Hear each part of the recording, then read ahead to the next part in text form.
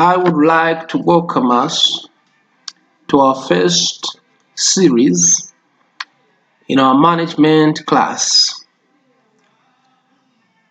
My name's Angandalo Joseph, and I'll be taking you through this very important subject of management.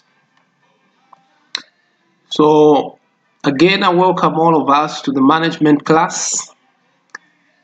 Let's call ourselves business managers, and of course all of us take the role of the business manager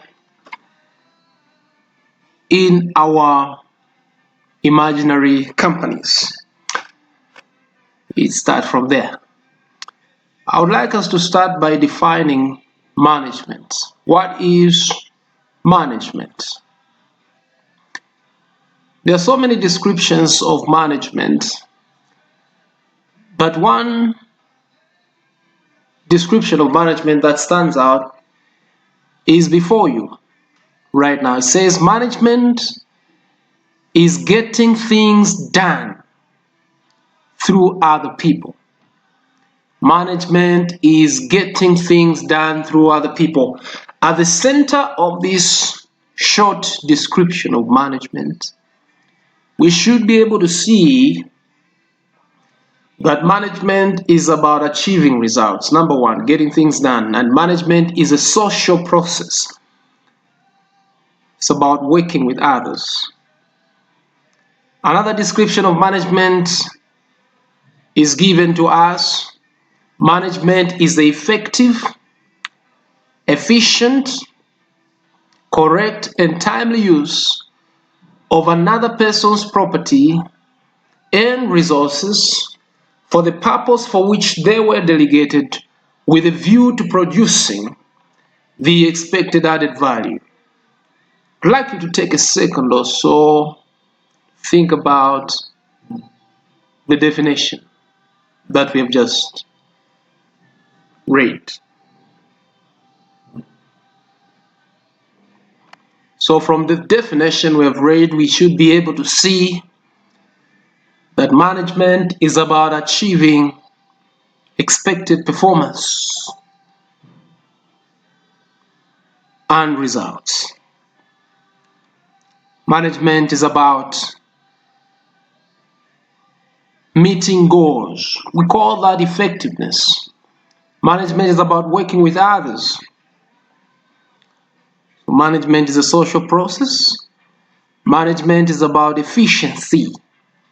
Being efficient means doing more with less, getting maximum output out of given input.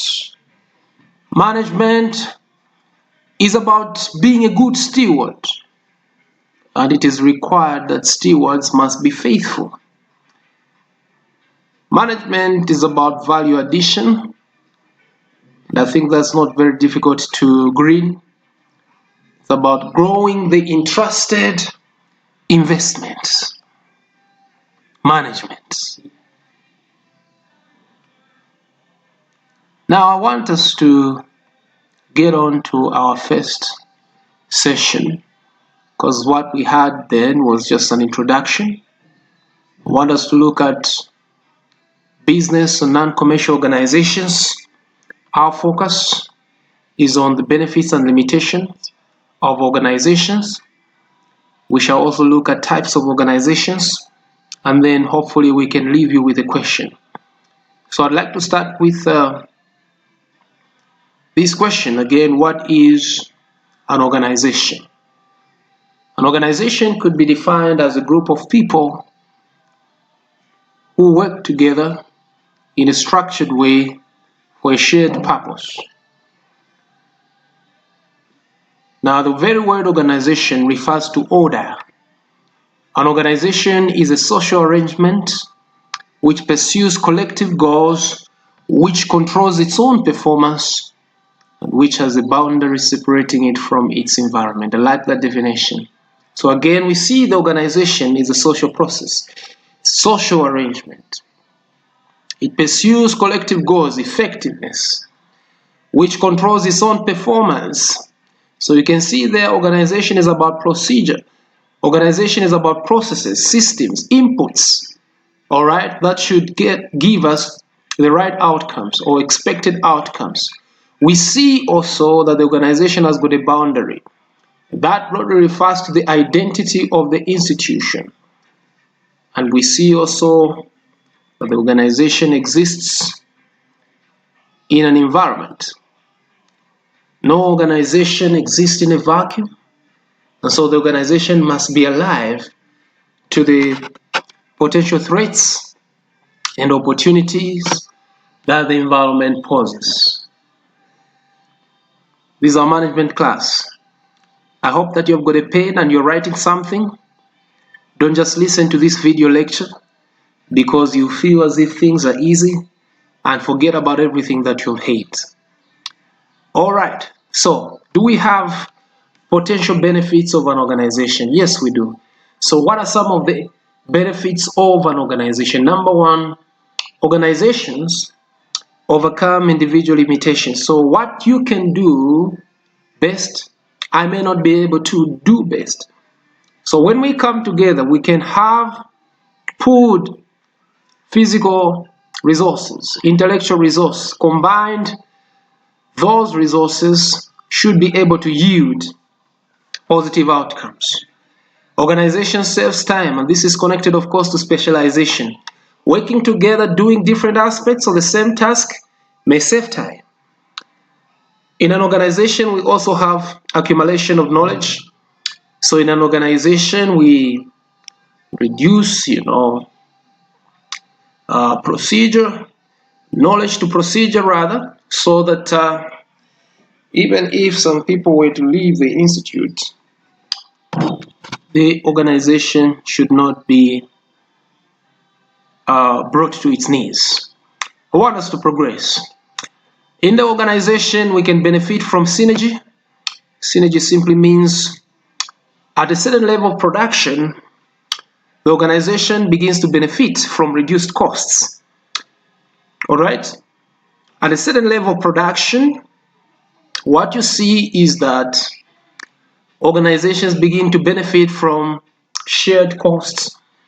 Talk about advertising, for instance. If you're a big institution, your advertising costs will be terribly low. All right. Next, organizations enable specialization, and specialization leads to efficiency. Organizations can be looked at, therefore, as vehicles of wealth creation as well as wealth preservation. So in our class, we want to look at these types of organizations. We have got sole traders, we have got partnerships, we have got limited liability companies, we have got cooperatives, but we also have NGOs, non-governmental organizations. I'd like us to start with sole trader. Sole trading organization, very difficult to use that word organization here with precaution, because perhaps it could be true that this could be the most less orderly business. All right. A sole trading organization can be described as a business owned and controlled by one individual. Already there we have got a problem. We have got a problem, but of course, let's look at the attributes. So from the attributes, we'll go to the advantages and disadvantages. So again, in a sole trading institution, we find that one individual calls the shots. One individual owns the business, but he also controls the business. This individual suffers from unlimited liability. So the owner is personally liable for business debts. This type of business is simple to set up in the sense that it doesn't require huge capital. These businesses are relatively small in size, and of course they are common. I want you to remember these attributes. Do we have advantages? Yes, we do. Flexibility in terms of what? Ranging from the amount of money required is a bit flexible here. talk about work practice. You don't have to employ a good number of individuals. In fact, you can start alone. You can employ yourself in your business if you're going to be a sole trader. Now, owner's control over the business is total. So perhaps this could give you satisfaction if your business succeeds. There's no need for disclosure of accounts, unless, of course, you want to obtain some funding from someone. But there's no need for public disclosure. Then you have got less or minimal regulation. Of course, this is a very good one, because that simply means that the sole trader has got less costs to incur. Right. Do we have disadvantages? Yes, we do. So what are some of the disadvantages of a sole trading institution? Number one, unlimited liability for the owner. Getting into this type of business, ladies and gentlemen, means signing at your own risk. It's possible that you can go down financially because you are running a sole trading institution, because the debts of the business are your debts.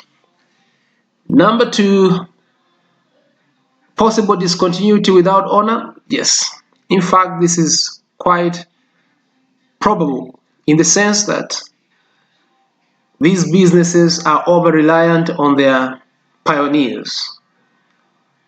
Don't run an institution like a sole trading institution for a long time, because when you're gone, when you're away from the business may not survive. Number three, there is restricted access to finance. Again, the business is over-reliant on the owner for refinancing. If you were to rush to the bank will only give you what they can afford to lose. Or you are seen as a sole trader, you are seen as a potential delinquent client.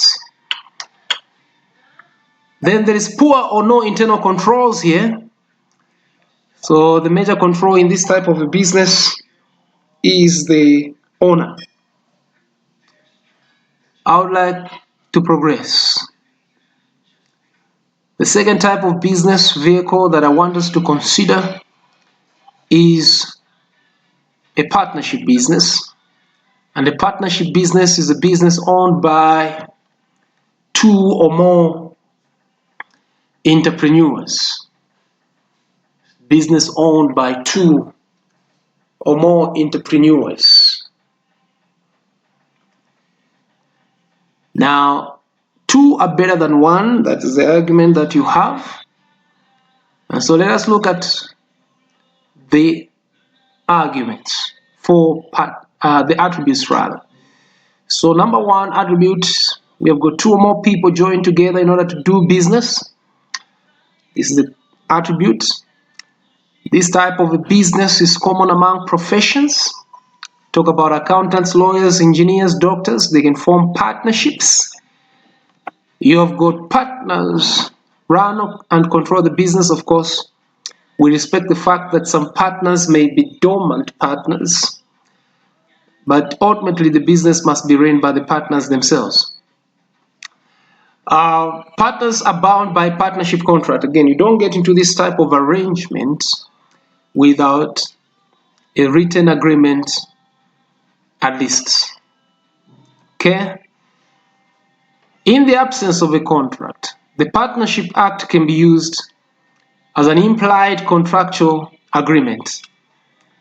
Most partnerships have no limited liability cover, and this remains one of the major setbacks, limitations of this type of a business. And then finally, you have got a number of partners can exceed 20, and so on and so forth. Right. Allow me to make headways. And I want us to look at the arguments for partnership business. So just like a sole trading business, the business partnership business is easy to set up, or it does not require so many legal requirements. Partners benefit from shared risk, although of course that can be seen as a disadvantage. We have got shared skills, knowledge, and resources. Again, we already say two are better than one. In a partnership business, there are better continuity prospects. One partner is not around, the other partners can carry on the business. Then we also have no requirement or new requirement to publish accounts in this type of business. Of course, that's the usual case. So that's what we have there. Do we have arguments against? Yes, we do. So what are the potential disadvantages? Number one,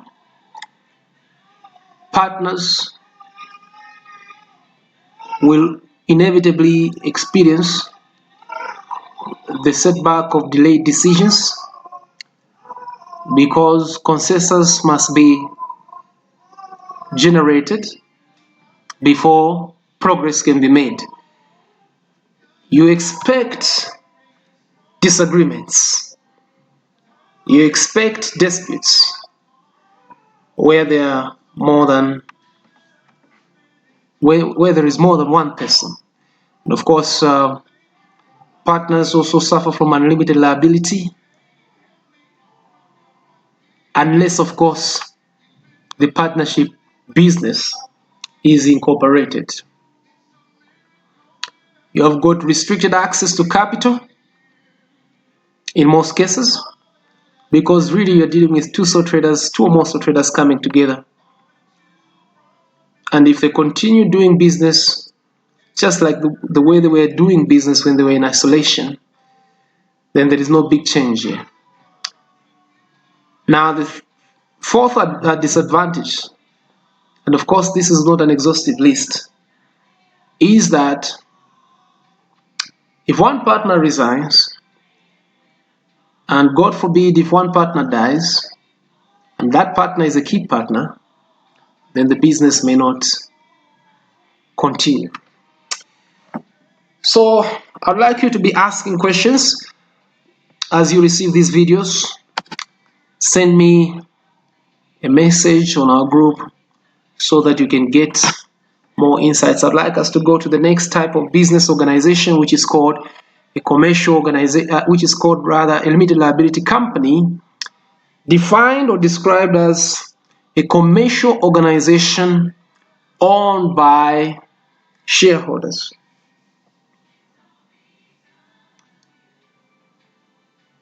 What are the attributes?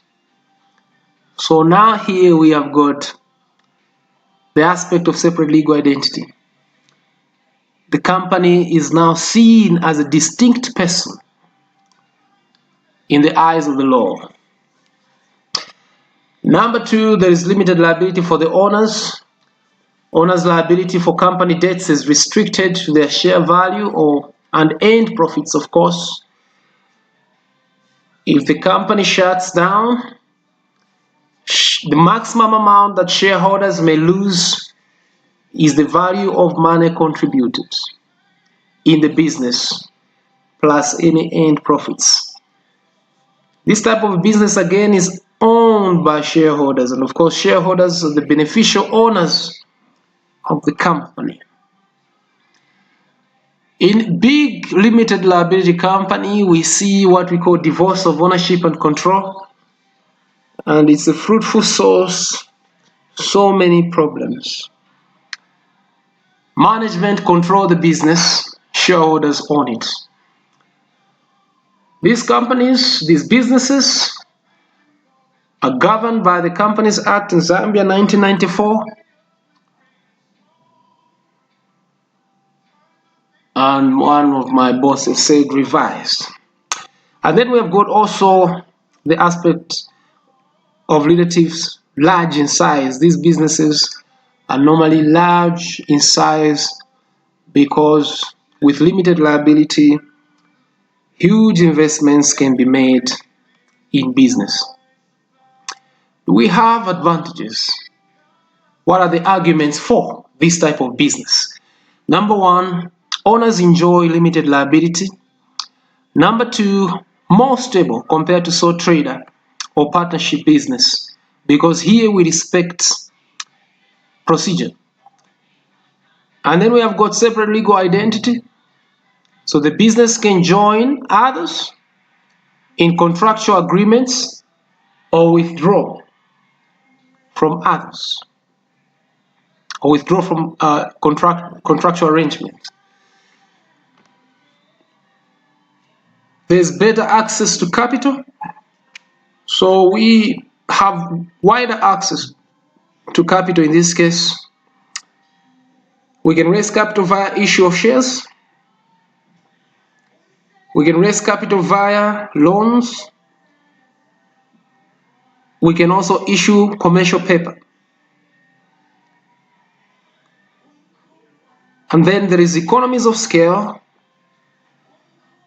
which simply means at a certain level, the business begins to benefit from reduced costs. Do we have disadvantages? Yes. Setting up a limited liability company attracts stricter regulatory control. Next, then there is requirement to file audited accounts for public limited companies. Then we have got difficult to manage and control. When the company grows to a certain level, it becomes exposed to the risks, the general risks that takes place in a given economy. Think about COVID-19 in our current environment, in our current situation. Big firms have seen a massive drop in income because of their size, their complexity, because they're too big to miss by certain adverse changes in the economy. These companies may also be prone to dilution of control, where a company is owned by several shareholders, especially when we need to bail out the company. The current board of shareholders will have no choice but to invite new shareholders, and that effectively dilutes their control over the company. And then next, we have got need for an audit again. That is something that is going to cost the company money. Auditors get paid for providing audit service. All right, I'm now about to wind up. Now let us look at a cooperative. This is a business jointly owned and managed by its members who share profits and benefits. The attributes of this type of an institution includes open membership, so that interested community members can join this institution at their own volition. Members join by buying shares, of course, contributing a small amount. Members are guided by membership rules. There is what we call democratic rule in these institutions. One member carries one vote. This is done to ensure that there is no one person who has got, dominance over the institution. Profit is shared among members. Of course, I say usually this is done in kind. And then corporations or cooperatives may promote education among their members, thereby improving the standards, the economic standards of their members. So let us look at the advantages. This institution, this type of business, will improve the socio-economic status of members. Think about a cooperative in the farming business. Teaches members how to improve or increase their yields. That knowledge is shared and the yields are increased, then the economic or social status of members shall be enhanced. This institution results in improved market bargaining power for members. So when we put our resources together and we go to the markets, we can of course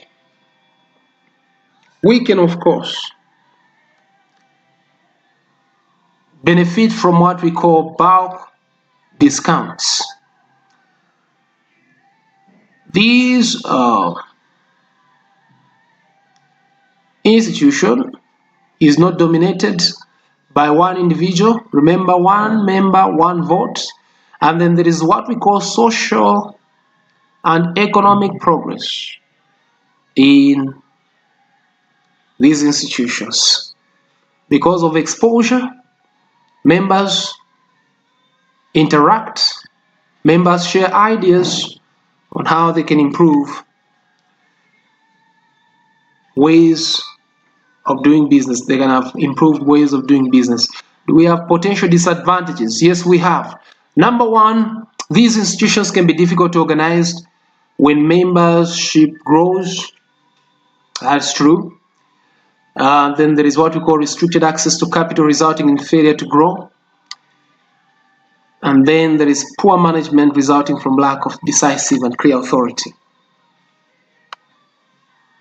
Finally, let me close with this organization, non-governmental organization, and express example of a non-trading organization. Some institutions do not exist to make profits. Some institutions exist to provide a service.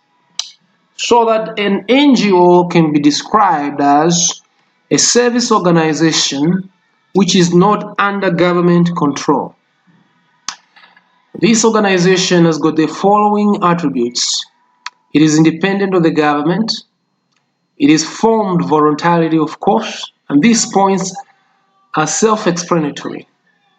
It is not formed for private profits or gain, but aims to improve welfare of a target group. We have potential advantages, yes.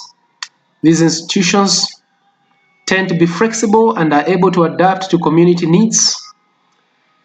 They play what we call an advocacy role, acting on behalf of beneficiaries, speaking on behalf of, let's say, a marginalized group of individuals. They are trusted by external stakeholders, but of course not always. Are there some demerits? Yes, we have. Number one, these institutions are prone to political bias or abuse.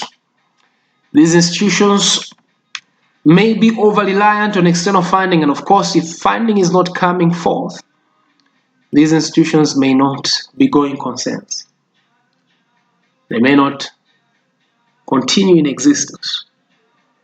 These institutions may be difficult for the government to regulate because they come in so many forms. They've got different interests. And then finally, they can be ineffective due to lack of coordination. And I think that there is also an aspect of poor levels of accountability here. I'd like to thank you for listening to my first session. This is a time when the students must look at a question. I would like you to do question 1, part A only. Next time, we shall still use the same question to discuss stakeholders, and I hope that you'll be able to give me the right answer. So, question 1, part A is your challenge. Thank you so very much.